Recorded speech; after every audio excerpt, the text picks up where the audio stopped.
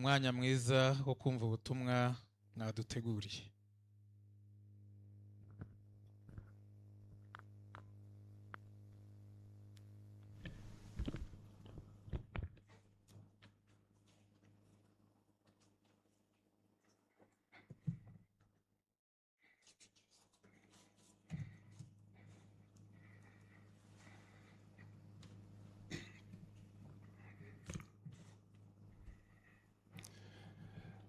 Nyakubahwa meya w'akarere ka Ngoma, banyakubahwa mugize inzego z'umutekano rwego rw'akarere, kubahwa uhagarariye umuryango w'ibuka mu karere ka Ngoma, abayobozi batandukanye mu nzego za leta n'izikorera, abacitse ku icumu ya Jenoside yakorewe Abatutsi cyahoze ari Kibungo, by'umwihariko hano turi mu murenge wa Ngoma wa Kibungo, ndetse n'izindi nshuti zagiye zituruka hirya no hino kugira ngo tuze dufate mu mugongo abavandimwe bacu bibuka cyangwa se abacitse ku icumu rya Jenoside yakorewe Abatutsi bari hano, abahafite ababo n'abanyarwanda muri rusange muri iyi minsi 100 turi kwibuka Jenoside yakorewe Abatutsi.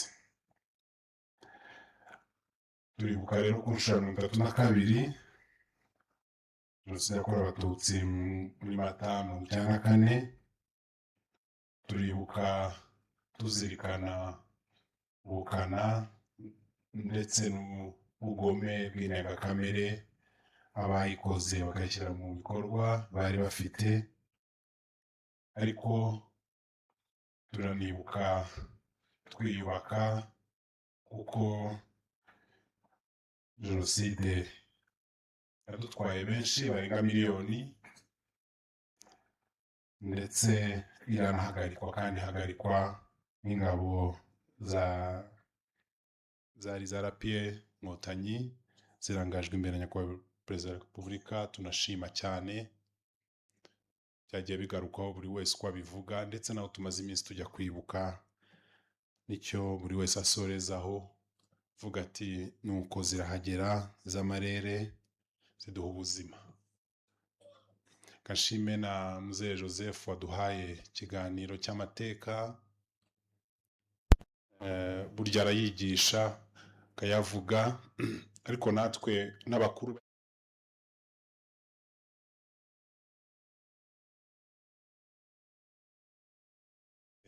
kwigisha abakiri bato ni inshingano rero za buri wese. Mzee Joseph turagushimiye kandi wanabikoze neza. Delphine yagize n'imbaraga nawe kudusangiza inzira y'umusaraba yanyuzemo, ntabwo byoroshye, turamukomeje ndetse n'abandi. Ndagira ngo nkomeze n'abacitse ku icumu rya Jenoside yakorewe Abatutsi bose, nk'uko na President wa Ibuka amaze kubivuga. Bimaze iminsi binagarukwaho muri iyi minsi twibuka. Ni inshingano zacu twese kwibuka nk'abanyarwanda, ni inshingano usibye ko binadufasha kugira ngo dukomeze tuvome muri ayo mateka, tuvomemo amasomo, mateka mabi twanyuzemo, tuvanemo inyigisho zubaka ubudahangarwa bwacu nk'abanyarwanda. Ni nazo shingiro twakorewe amahitamo yacu yo kugira ngo tuvuge tuti ntibizongere kubaho ukundi. Amahitamo yacu yo kuvuga ngo reka dushyire ubumwe imbere, dufatanye, dushake imbaraga mu gukomeza kwiyubakira igihugu, kuko niko kuri. Ariko nanone tukanaharanira cyane ko Jenoside itazongera kubaho ukundi, haba mu Rwanda ndetse n'ahandi. Twe tubivuga nuko tubizi, nuko byanadusigiye ndetse ni ibisigisigi bibi, yaba ari ku mubiri, ku mutima, ariko no kugira ngo abagifite iyo ngengabitekerezo n'igisa nayo, yaba bari mu Rwanda cyangwa ahandi, nabo tubabwire tuti ntibizongera kubaho ukundi. Ntago leta izihanganira n'umunsi n'umwe kumva aho ibyo biri ngo ireke kubirwanya, kandi leta ni wowe ni njye, ni uruhare rwa buri wese, ni inshingano za buri wese. Aha rero mu murenge wa Kibungo turi, hagaragaye naho mu bahame tumvise n'amasomo ndetse n'uko amateka tubwira, naho hagiye hagaragara ubukana jenoside yakoranywe, kandi tugenda tuhasanga n'ibyiciro byose bitandukanye. Mwabyumvise aho ndetse no mu ndirimbo ya Senderi bigarutsweho, aho umwarimu yahigaga abana yigishaga akabica, cyangwa se abana bakajya guhiga abarimu babigishaga ngo nuko ari abatutsi bakabica, n'abari barihaye Imana nuko bakica ababahungiyeho cyangwa se bakabakorera iyicarubozo ry'indengakamere. Ibyo rero tugenda tubibona mu byiciro bitandukanye, no mu bayobozi. Mwumvise uwari umusirikare akava mu busirikare akaza ahubwo akaba ari we ukiyobora igisirikare kigenda cyica abo cyagomba kuba kirindira umutekano. Abo n'abatutsi bari hano n'ahandi hose. Ibyo Cyasa yakoze mwabyumvise, n'abandi bafatanyije.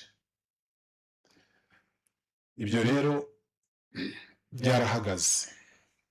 byarahagaze kuko twagize amahirwe, tugira inkotanyi dushima cyane na nyakubahwa Perezida wa Repubulika, tugira abari bato batari gito, tugiramo abamenye amaraso yabo kugira ngo bagire abo barokora. Twaba dufite igihugu gitekanye. Ababyeyi muri hano, abakuze, dufite inshingano zikomeye kugira ngo ibyo byose duhindukire turebe abakiri bato, tubibigishe, tubibasobanurire. Mwarebye aba bana baturirimbiraga, cyangwa se abo twafatanyije gucana urumuri rw'icyizere. Iki cyizere bafite cy'igihugu, kugisigasira nitwe tugomba kubereka iyo nzira, kugira ngo bagire amahitamo meza. Bumve kandi ko ayo mahitamo yo kuvuga ngo ntibizongere kuba ukundi, babifite nk'inshingano, babifate mu maboko. Mwabyumvise nanone mu buhamya bwa Delphine, uko abantu bose, abatutsi bose bahigwaga basoza barokowe n'inkotanyi. Ni nako byagenze.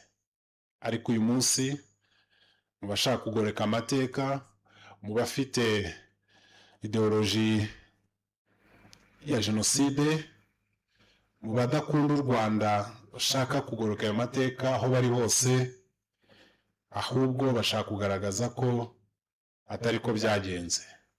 Uyu munsi turabumva ku mbuga nkoranyambaga, turabumva hirya no hino, ariko aho bari hose uwaba wese yarakoze jenoside yakorewe abatutsi yaragizemo uruhare, yumve ko ubutabera buhari kandi ko ari icyaha kidasaza.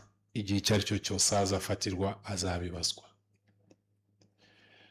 Ni urugamba rero turiho, abakiri bato, ariko ni no kubifatanya n'izo nshingano zo gusigasira ibyo twagezeho nk'igihugu, kugira ngo ayo mahoro, ubu bumwe, ndetse no gukomeza gushishikazwa n'icyahindura imibereho yacu neza kurushaho, gishingiye kuri ubwo bumwe, mukigiramo uruhare kandi murashyigikiwe natwe nk'abakuru n'ubuyobozi bwiza dufite.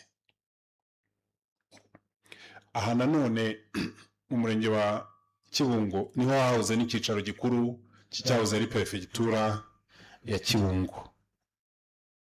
Iyo ubonye akanya nanone ukagera no mu mateka cyangwa muri za archive dufite hano, ugenda ubonamo za raporo z'ubwicanyi bw'indengakamere bwanatangiye rwose mbere ya 1994 n'itotezwa byakorerwaga abatutsi kuva abakiri bato mu mashuri kugeza abakuze, aho ugasanga byarakorwaga ariko ntibigire n'inkurikizi. Ibyo nibyo tubona mu archive ari hano habuze icyicaro cya perefegitura ya Kibungo, binagaragaza uwo mugambi mubi w'uko byategurwaga kugira ngo hazaze rurangiza ariyo jenoside yakorewe abatutsi muri 1994. Ibi byose ni ibintu byabaye, biba amahanga arebera, inkiko gacaca ziraza, twishakamo ibisubizo, niho twafashe izo ngamba zo kutabireberera mu guhana, ariko tukagira noneho na bwa bumwe bwacu twubakiraho kugira ngo mu gusubiza amaso inyuma dushakemo n'ibisubizo bituganisha imbere heza. Hari imibiri myinshi y'abatutsi bishwe tutarabona. Buri mwaka tugenda dushyingura. Uyu mwaka mu ntara yacu tuzashyingura imibiri igeze kuri 294 twashoboye kubona. Twatangiye kuyishyingura hirya no hino mu nzibutso nyinshi irenze hafi 200 iri mu karere ka Bugesera, ariko ibyo bitwereke ko ababisha atashaka gutanga amakuru,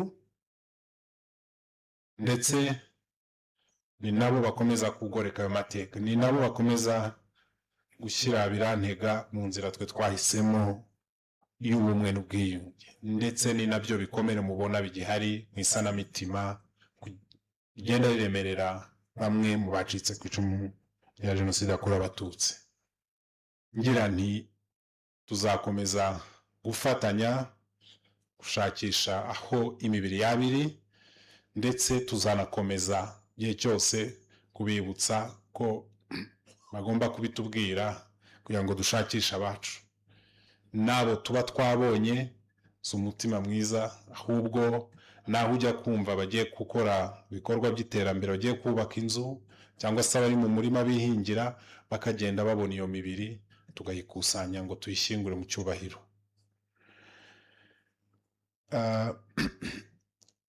Ibi ndabivuga ngira ngo nanihanganishe n'abandi bagifite intege nke mu isanamitima.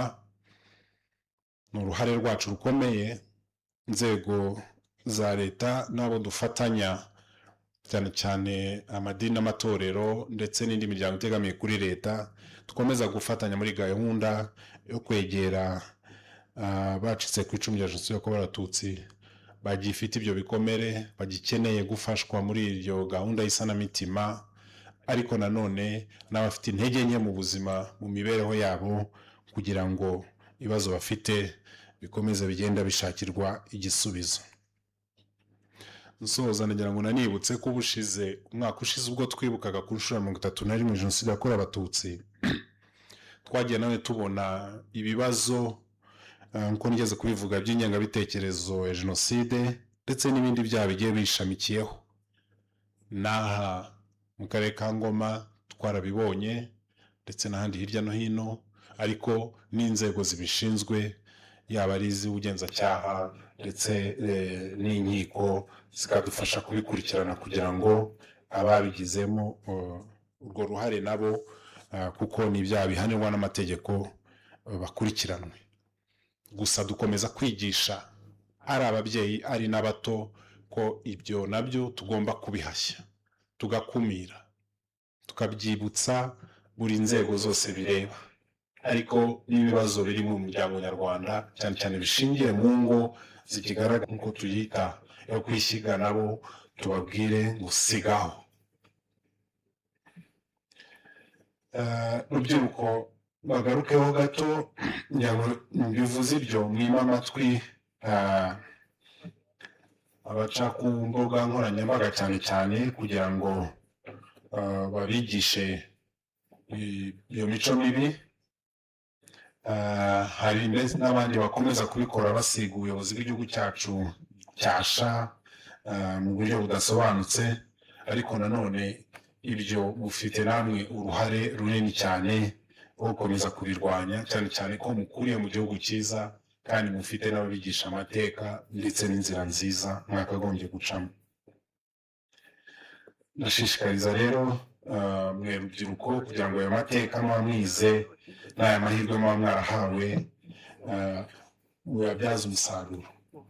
Nsaba n'ababyeyi gukomeza natwe kugira izo nshingano zo kumva ko ibyagezweho mu kubaka ubumwe, ibyagezweho n'inkotanyi mu guhagarika jenoside yakorwaga abatutsi 1994 no gukomeza kubaka igihugu, tubifatanye dushyiremo abato, twubake u Rwanda rwiza rw'ejo hazaza, twubake ubumwe n'urwo rukundo, twibuke twiyubaka.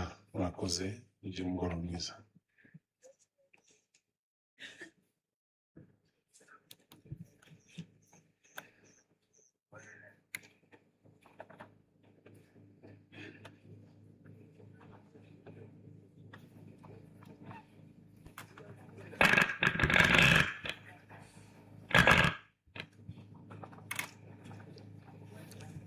Murakoze cyane.